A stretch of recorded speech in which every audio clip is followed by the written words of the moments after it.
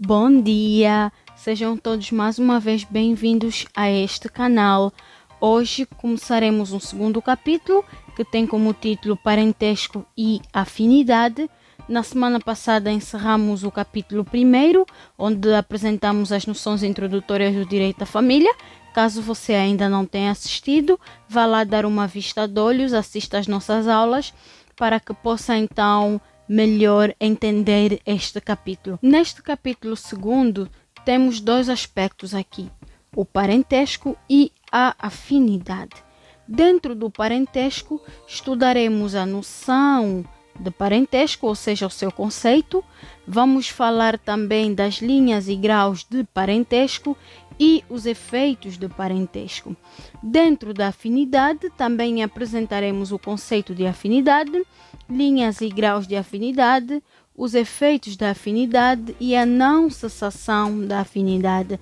Mas hoje falaremos apenas do conceito de parentesco e entraremos no aspecto de linhas e graus de parentesco numa primeira fase, que daremos continuidade nas aulas seguintes. Não saia daí que nós voltamos já já.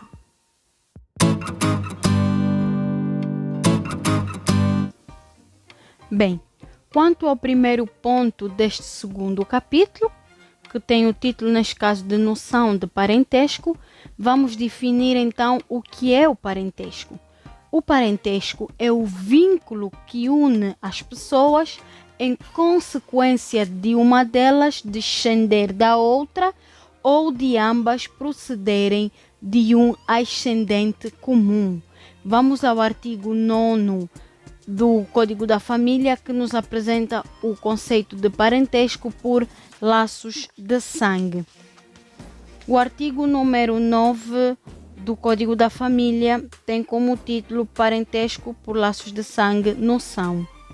Parentesco por laços de sangue é o vínculo que liga duas pessoas por virtude de uma descender da outra, por exemplo, pai e filho, o filho descende do pai, ou de ambas procederem de um progenitor comum, por exemplo, dos irmãos são procedentes de um progenitor comum, o pai ou a mãe.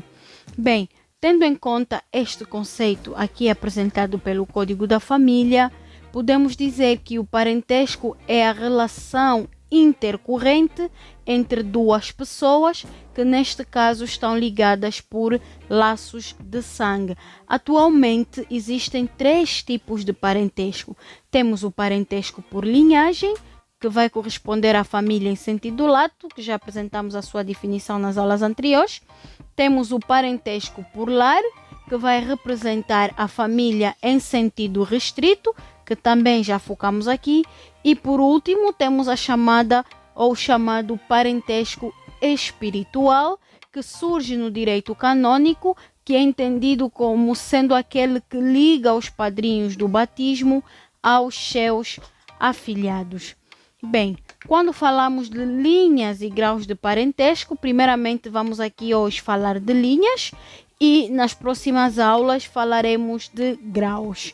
Relativamente a linhas de parentesco, antigamente no Código Civil, no livro de família, o artigo 1578 fazia discriminação entre parentesco ilegítimo e parentesco legítimo. Hoje, no nosso atual Código da Família, a expressão parentesco legítimo ou parentesco ilegítimo deixou de existir, não existe mais essa distinção. O que encontramos apenas é a expressão parentesco. E nas linhas de parentesco encontramos as linhas maternas e as linhas paternas. Na linha materna encontramos a ascendência pelo lado do pai, e na linha materna encontramos então a ascendência pelo lado da mãe. Atualmente existem 2 tipos de parentesco.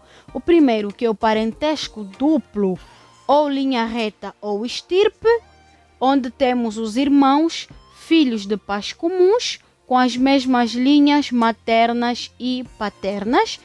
E por outro lado temos o parentesco simples. Aqui existe apenas um único vínculo que liga um irmão ao outro irmão, ou pelo laço paterno ou pelo laço materno. Vamos dar uma vista de olhos ao artigo 11 do Código da Família. O artigo 11 do Código da Família tem como título Linhas de parentesco. A linha diz-se reta quando um dos parentes descende do outro, ou colateral quando nenhum dos parentes descende do outro, mas ambos procedem de um progenitor comum. A linha reta é descendente ou ascendente, consoante se considera como partindo do ascendente para o que dele procede, ou partindo do descendente para o seu progenitor. O que são graus? O grau de parentesco costuma ser classificado consoante as suas linhas e é pelos seus graus que servem para determinar a proximidade e a natureza do vínculo. Vamos dar uma olhada ao artigo 10º, que diz o seguinte: elementos do parentesco. A linha de parentesco é formada por diversos graus, constituindo cada geração um grau. Bem, as linhas estão classificadas no número 1 do artigo 11 de duas formas: linha reta ou estirpe, linha colateral ou transversal. Vamos ao artigo 11. Mais uma vez, voltamos à questão das linhas. Diz o seguinte, artigo 11, número 1. A linha diz-se reta quando um dos parentes descende do outro. Diz-se colateral quando nenhum dos parentes descende de outro, mas ambos procedem de um progenitor comum. Ou seja, a linha reta ou estirpe visa ligar duas pessoas que descendem uma da outra, exemplo, mãe e filho. E a linha colateral ou transversal vai ligar duas pessoas que têm um ascendente comum, por exemplo, os irmãos. Vamos falar um pouco sobre o parentesco na linha reta. O parentesco na linha reta é aquele que liga entre si, linha reta, as pessoas que descendem uma da outra, ou seja, a estirpe. A estirpe é um tronco comum de pessoas que têm um ascendente comum, por exemplo, do avô para o pai, para o filho.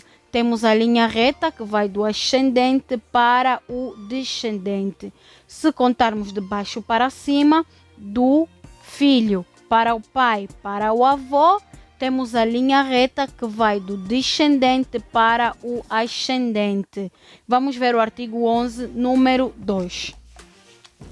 O artigo 11, número 2 diz o seguinte: a linha reta é descendente ou ascendente, consoante se considera como partindo do ascendente para o que dele procede, ou como partindo do descendente para o seu progenitor.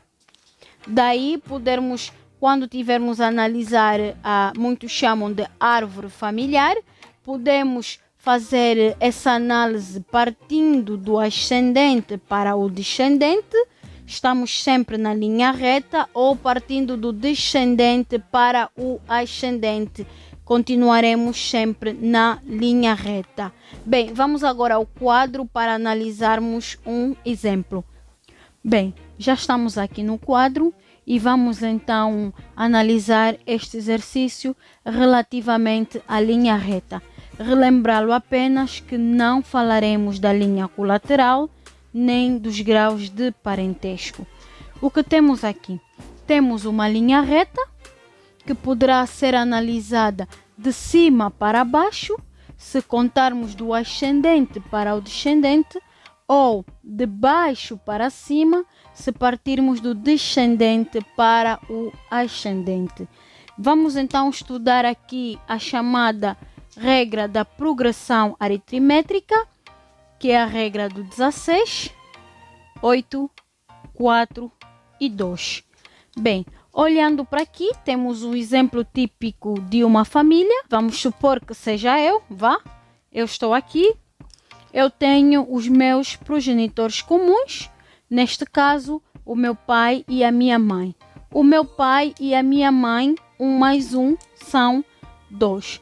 Nesse caso, os meus progenitores comuns são 2. Partindo do descendente para o ascendente. Neste caso, estamos a falar partindo do descendente para o ascendente. Neste caso, falaremos dos parentes na linha reta ascendentes.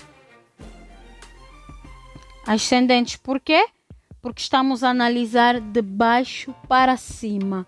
Mais uma vez, se estivéssemos a analisar de cima para baixo, teríamos os parentes na linha reta descendentes. Então, eu olhando para cima, para aquilo que são os meus progenitores, eu terei o meu pai e a minha mãe, são 2. Neste caso, é o nosso primeiro 2 aqui, na regra da progressão aritmétrica. Se eu olhar para os meus avós, que são os pais dos meus pais, terei 4, 2 do lado paterno e 2 do lado materno. Se eu olhar para os meus bisavós, aqui já serão 8, 4 do lado paterno e 4 do lado materno. E se eu olhar também para os meus trisavós, teremos 16, que corresponde então a 8 do lado paterno e 8 do lado materno. Como é que então chegamos a estes números? Bem, a contagem óbvia aqui é a dos pais e dos avós, porque temos um pai e uma mãe, 1 mais 1, achamos esse 2. Temos o avô e a avó, pais do meu pai, são 2. E a avó e o avô, pais da minha mãe, também são 2. Daí termos este 4. Quando formos ao 8, temos o dobro das pessoas. Ou seja, aqui nos meus bisavós, vamos trabalhar deste lado que é melhor. Aqui nos meus bisavós, eu já terei o pai e a mãe da minha avó. Pai mais mãe, são 2, da minha avó. E teremos também o pai mais a mãe do meu avô, que também serão 2. Ou seja, aqui encontraremos 4, não é? Relativamente aos bisavós. Se fizermos o mesmo procedimento do lado paterno, também teremos 4, o que nos dará um total de 8. Neste contexto, eu tenho 4 bisavós paternos e 4 bisavós maternos, ou seja, 4 bisavós de parte de pai e 4 bisavós de parte de mãe. Esses bisavós são entendidos como sendo os pais dos meus avós, que são pais dos meus pais. Linha reta. Depois vamos para os trisavós. Aqui encontraremos 2 casais para cada lado. Deixa-me apagar aqui. Aqui temos... Vamos escrever em cima para facilitar. Aqui teremos então 2 casais. 2 casais. 2 casais mais 2 casais. Teremos 8 casais. E no lado paterno também teremos 8. 8 casais não, 4 casais, 8 pessoas, melhor dito. E o 8 mais 8, teremos então o 16. Por que que temos 2 casais? Por quê? Porque os meus bisavós aqui, que eram ou que são os pais da minha avó materna, tiveram também os seus pais, ou seja, a minha bisavó teve um pai e uma mãe, 2. O meu bisavô, neste contexto, pai da minha avó, também teve um pai e uma mãe, 2. O que faz um total de 4 pessoas. Neste contexto, 4 pessoas formam 2 casais. Estes 2 casais vão corresponder então aos meus trisavós. 2 que serão 2 pessoas que formam um casal, que serão os pais do meu bisavô, e outras 2 pessoas que vão formar um outro casal, que serão os pais da minha bisavó. Então teremos 4 pessoas. Somente do lado da minha avó de parte de mãe. Se adicionarmos os 4, ou se fizermos o mesmo cálculo para os 4 daqui do lado do meu avô, teremos 8 trisavós de parte materna. E se fizermos o mesmo procedimento do lado do meu pai, teremos mais 8. 8 mais 8, então chegaremos a esse 16 que está aqui. Ou seja, numa lógica rápida, não é?